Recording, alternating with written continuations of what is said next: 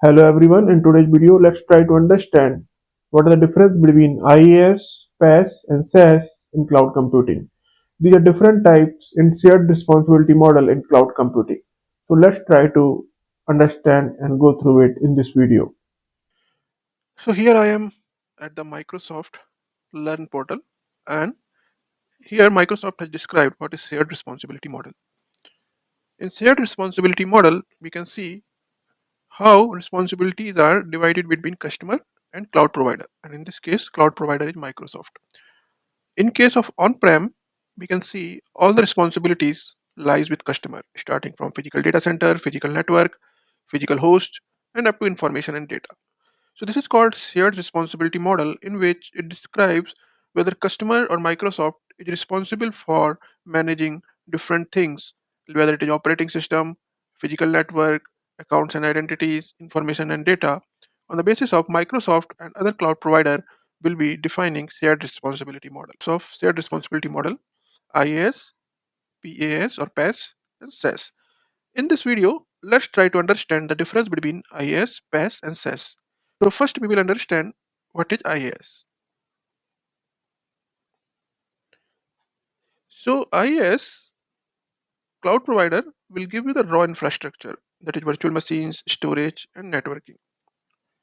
In IaaS, as we see in this figure, physical host, physical network, physical data center are managed by cloud provider, and rest of the things, operating system, network control, applications, identity and directory infrastructure, account and identities, devices, information and data is managed by customer.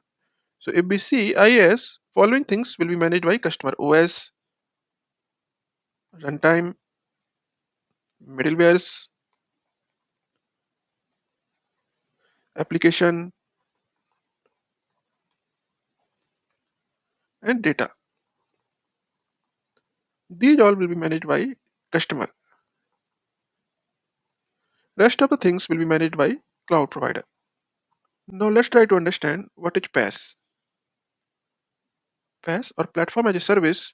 In this, if we see in this diagram, operating system, physical host, physical network, physical data center are managed by cloud provider, while information and data, devices, accounts and identities are managed by customer. There are few things which are shared between customer and cloud provider, like identity and directory infrastructure, application, network control. So with PaaS, we can see that the cloud provider will manage infrastructure and platform, while customer will manage application code on data. So have Azure web apps, Azure app services, which are platform as a service. So who should use PaaS? PaaS is best for developers who want speed, scalability, and less operational overhead. Now let's try to understand what is SaaS. In SaaS, everything is managed by cloud provider. You simply use the software via browser.